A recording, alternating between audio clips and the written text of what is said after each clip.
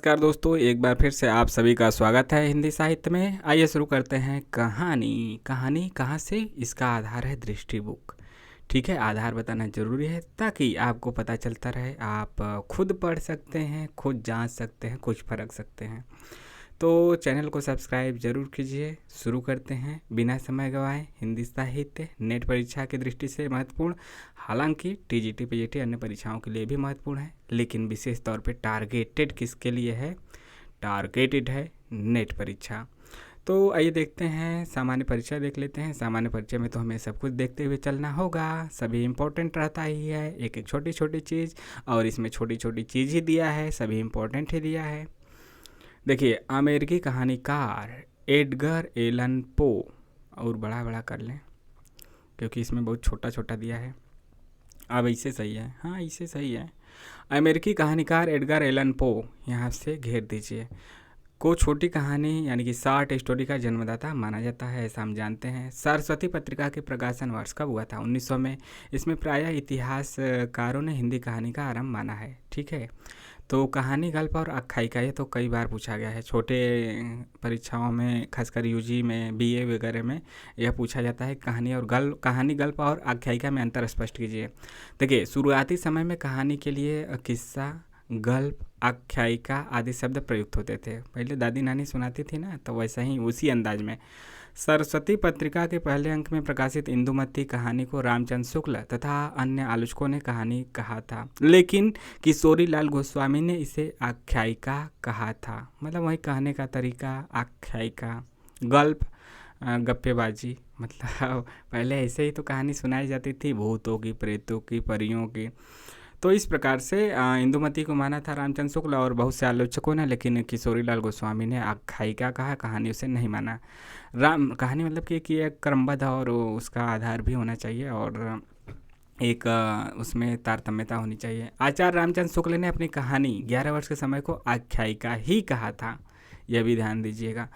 इंदु पत्रिका में आख्यायिका शब्द प्रयुक्त होता था। मर्यादा 1911, माधुरी 1922, विशाल भारत 1928 पत्रिकाओं में बांग्ला के अनुकरण पर गल्प शब्द का प्रयोग होता था। गल्प, डॉक्टर गोपाल राय क्या लिखते हैं? कहानी के संबंध में लिखते हैं। इनका कथन इंपॉर्टेंट हो जाता है, यहाँ से लेके यहाँ तक है। प्रेमचंद ने 1908 में प्रकाशित अपनी कहानी सोजे वतन, जो कि अंग्रेजों ने जला दिया था, की भूमिका में पहली बार शॉर्ट स्टोरी, पद के अर्थ में छोटी कहानी, संक्षेप में कहानी, छोटी कहानी, शॉर्ट स्टोरी, वही बात हुआ, पद का प्रयोग किया था। भामा क्या लिखते हैं, जो संस्कृत के आचार्य हैं? भामा के अनुसार कथा की वस्तु कल्पित और आख्यायिका की वस्तु ख्यात। क्या है? कथा की वस्तु कल्पित होती है, जबकि आख्यायिका की वस्तु ख्यात या फिर ऐतिहासिक होती है।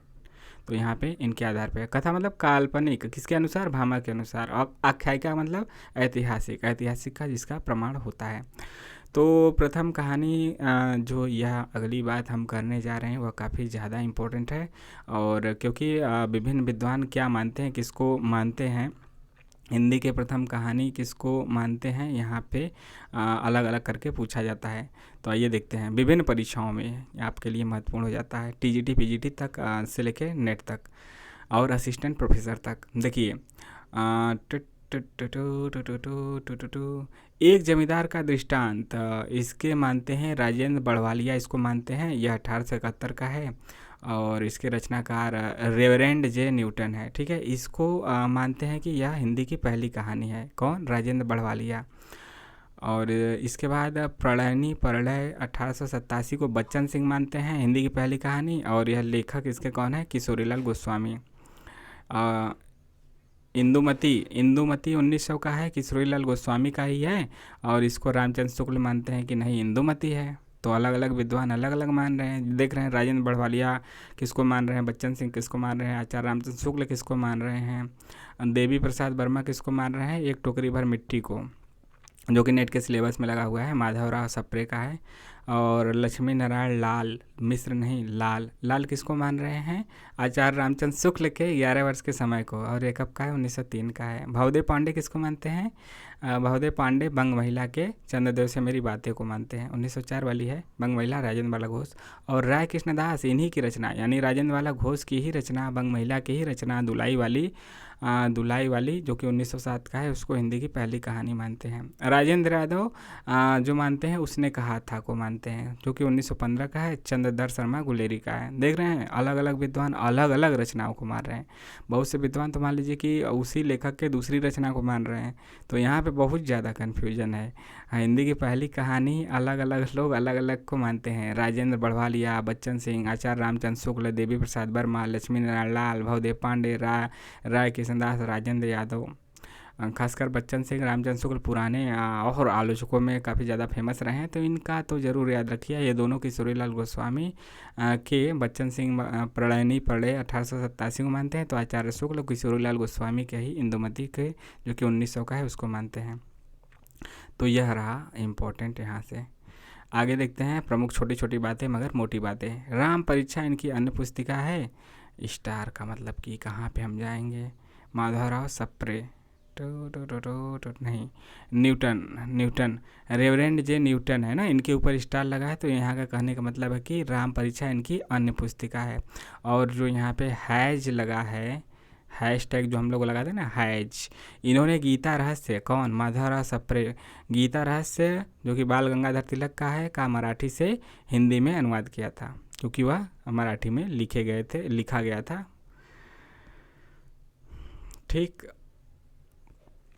बाल गंगाधर तिलक का। तो आगे देखते हैं। एक जमींदार का दृष्टांत कहानी के समय को ध्यान में रखने पर हिंदी साहित्य की प्रथम मौलिक कहानी ठहरती है, किंतु इसे धर्म के प्रचार की रचना समझे जाने के कारण महत्व नहीं दिया गया।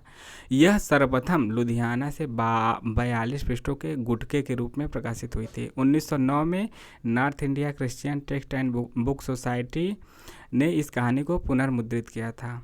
वर्तमान साहित्य पत्रिका ने अपने शताब्दी तथा विशेषांक में सन 2000 में इसे पुनः प्रकाशित किया। ये सब इतना इम्पोर्टेंट नहीं है, लेकिन फिर भी जानकारी के लिए ठीक है। इस कहानी में वर्णित विषयों में किसानों की अबोधता, जमींदारों द्वारा किसानों का शोषण, किसानों तथा जमींदारों के मध्य का तनाव, महाजनों द्वारा कभी कभार की गई मदद आदि महत्वपूर्ण है। राजेंद्र यादव ने अपनी पुस्तक कहानी स्वरूप और संवेदना में, राजेंद्र यादव का जो एक पुस्तक है कहानी स्वरूप और संवेदना में, इंदुमती कहानी पर शेक्सपियर के नाटक टेम्पेस्ट का प्रभाव साबित करते हुए उसने कहा था को प्रथम मौलिक और कलापूर्ण कहानी घोषित किया है। ठीक है, यहाँ से देखते हैं इसको एक बार फिर से। राजेंद्र यादव वाली बात इंपॉर्टेंट है। राजेंद्र यादव की पुस्तक का क्या नाम है, कहानी स्वरूप और संवेदना में, इंदुमती कहानी पर शेक्सपियर के नाटक टेम्पेस्ट का प्रभाव साबित करते हुए उसने कहा था को प्रथम मौलिक और कलापूर्ण कहानी घोषित किया। एक टोकरी भर मिट्टी से यह अगला जो हम बताने जा रहे हैं, यहाँ से सवाल पूछा जाता है। एक टोकरी भर मिट्टी का प्रकाशन किस पत्रिका में हुआ था, तो छत्तीसगढ़ पत्रिका में, माधवराव सप्रे, 1901। एक से याद कर सकते हैं, एक टोकरी भर मिट्टी है तो 1901 वहाँ पे भी है। सामान्यतः यही पहली कहानी मानी जाती है। सामान्यतः मतलब ज़्यादातर विद्वान किसको मानते हैं, एक टोकरी भर मिट्टी को। बहुमत है इसमें। लक्ष्मी नारायण लाल का यह कथन याद रखिए, शिल्प विधि की दृष्टि से हिंदी की प्रथम मौलिक कहानी, शिल्प विधि इसकी दृष्टि से कौन है, लक्ष्मी नारायण लाल कहते हैं, लालों के लाल। रामचंद्र शुक्ल कृत 11 वर्ष का समय, रामचंद्र शुक्ल का 11 वर्ष का समय को मानते हैं, और 11 वर्ष का समय कब का है, 1903 का है। इसको शिल्प की दृष्टि से माना जाता है, लक्ष्मी नारायण लाल का ऐसा मानना है। आगे है हिंदी कहानी की विकास यात्रा। हिंदी कहानी की विकास यात्रा के 5 चरण हैं। ठीक है, यह भी इम्पोर्टेंट है। पहला चरण प्रेमचंद के पहले का युग, प्रेमचंद पूर्व युग, उसका समय क्या है, 1900 से 1915, क्योंकि 1915 के बाद से ही आपके प्रेमचंद छाए थे। दूसरा चरण प्रेमचंद और प्रसाद युग, दोनों एक साथ है, लगभग एक ही युग के लेखक रहे हैं, तो इसीलिए दोनों का नाम एक साथ है। 1915 से 1936 का युग रहा है। तीसरा चरण उत्तर प्रेमचंद युग, मतलब प्रेमचंद के बाद का युग, उनकी मृत्यु के बाद का। 1936 में उनकी मृत्यु हो गई थी, तो 1936 से लेकर 1955 प्रेमचंद के बाद का युग है। चौथा चरण नई कहानी का युग है, जो कि 1956 से शुरू हुआ, 1960 तक चला, 5 सालों तक। उसके बाद तो नई कहानी, चेतन कहानी और चेतन कहानी, ये सब चलता रहा। पांचवा चरण नई कहानी के परिवर्ती आंदोलन, यानी नई कहानी के बाद के आंदोलन, नई कहानी के बाद का समय, जो कि 1960 से अब तक का समय है। आगे देखते हैं कि क्या कहानी के बारे में उसकी परिभाषा या फिर कहानी से जुड़े हुए तथ्य विभिन्न विद्वान क्या कहते हैं, खासकर नामवर सिंह और मुंशी प्रेमचंद। देखिए, नामवर सिंह कहते हैं कहानी छोटे मुंह बड़ी बात करती है, मतलब छोटे मुंह बड़ी बात कर देती है, 1 2 3 4 पेजों में अपनी बात कर देती है, बड़ी बड़ी बातें कर देती है छोटे छोटे कालखंडों में, छोटे छोटे घटनाओं से। अगला जो प्रेमचंद का कहना है, मोपासा, अनातोली, चेखव, ये सब मतलब लेखक हैं आपके पाश्चात्य। टॉलस्टॉय की कहानियों को पढ़कर हमने फ्रांस और रूस से आत्मिक संबंध स्थापित कर लिया है। हमारे परिचय का क्षेत्र सागरों, द्वीपों और पहाड़ों को लांघता हुआ फ्रांस और रूस तक विस्तृत हो गया है। ऐसा कथन यदि पूछ दे और ऑप्शन दे दे कि किसका है, तो मुंशी प्रेमचंद का याद रखिए। अगला है, प्रेमचंद का ही कहानी ऐसी रचना है जिसमें जीवन के किसी एक अंग या किसी एक मनोभाव को प्रदर्शित करना ही लेखक का उद्देश्य रहता है। सही बात है, उपन्यास में तो जीवन के संपूर्ण अंगों को समेटा जाता है, लेकिन कहानी छोटी होने के कारण किसी एक भाग, किसी एक अंग को प्रदर्शित किया जाता है। उसके चरित्र, उसकी शैली, उसका कथा विन्यास सभी उसी एक भाव को पुष्ट करते हैं, मतलब उसी एक कहानी, उसी एक घटना को पुष्ट करते हैं। उसकी शैली, उसका कथा विन्यास, उपन्यास के भांति उसमें मानव जीवन का संपूर्ण बेहद रूप दिखाने का प्रयास नहीं किया जाता, संभव ही नहीं है। एक छोटा सा कहानी भी रचना है और संपूर्ण चीज़ दिखा दे तो अब तो बड़ा हो जाएगा। तो इस प्रकार से यह कहानी के विषय में रहा है। और कहानी का जो हमने छोटा सा परिचय यहाँ पे प्राप्त किया, यदि छोटा इसको कर लें तो यहाँ से जो प्रमुख चीज़ें यदि आपको बतानी हो, आपको जाननी है, तो ये वाला जो हिंदी कहानी की विकास यात्रा और यहाँ पे कि हिंदी के प्रथम कहानी को विभिन्न लेखकों ने किसने किसने माना है, और उसका प्रकाशन वर्ष भी याद रखिएगा।